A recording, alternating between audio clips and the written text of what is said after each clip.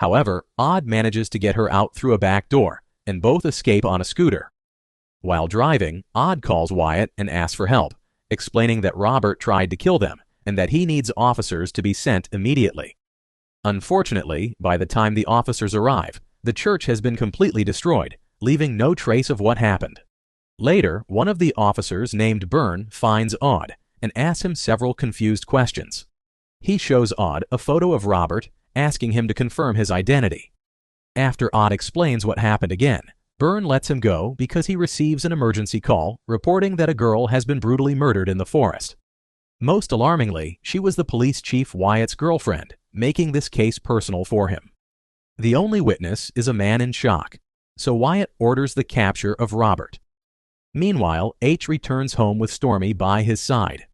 She asks him to spend the night with her, even dressing seductively to convince him, but the voices in Odd's head distract him as he goes home. He is attacked by faceless men who subdue and carry him away.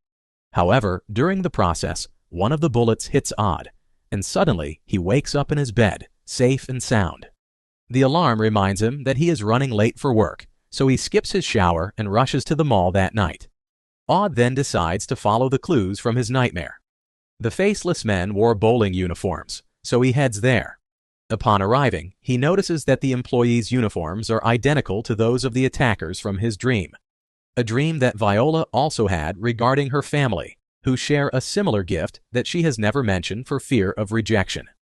In Viola's vision, she saw a carousel surrounded by hundreds of corpses, indicating that a tragedy is approaching and it is her duty to prevent it.